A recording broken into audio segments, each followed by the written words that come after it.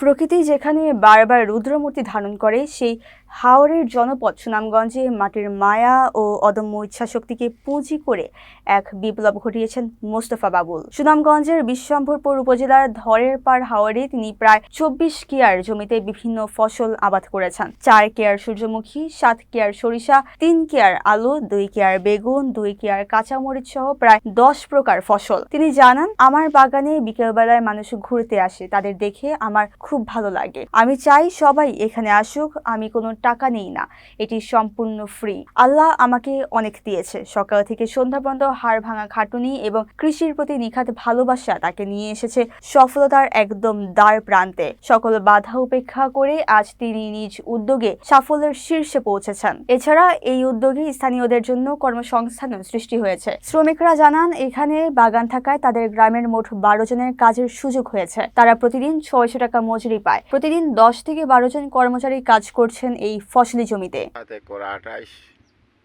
আমার খালি যায়।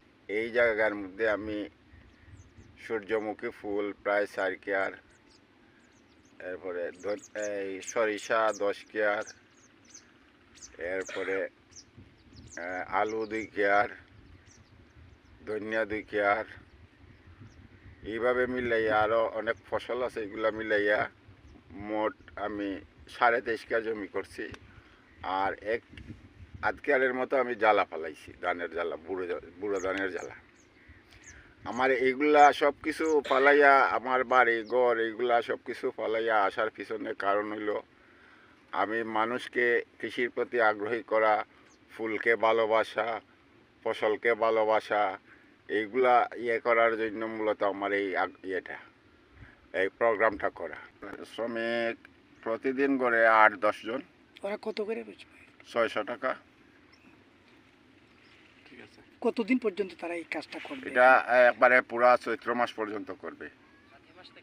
কাতি মাস থেকে চৈত্র মাস পর্যন্ত। বাবুল মামা এটার মালিক।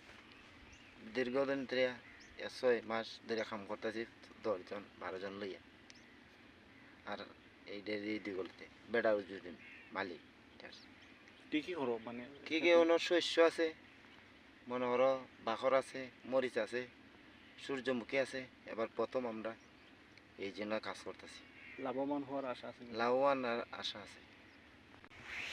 এই জন্য রাত্রিও কিছু ভাড়া দেওয়ার লাগে, খাওয়ান লাগে। এইজন মানুষ আছে, এই জন্য ঠান্ডা কতজন আপনার কাজ আপনার এখানে 14 জন, 12-14 জন, 10 জন, 8 জন একটা নিয়ে কাজ করতেছে।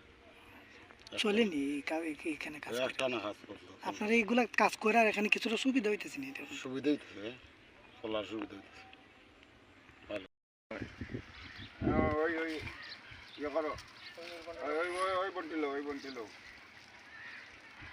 এই বন্টিল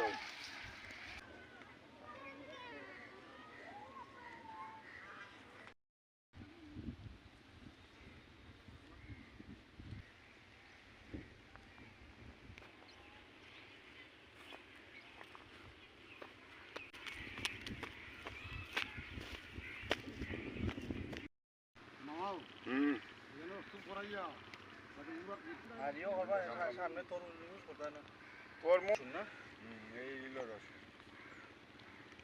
ওই আলু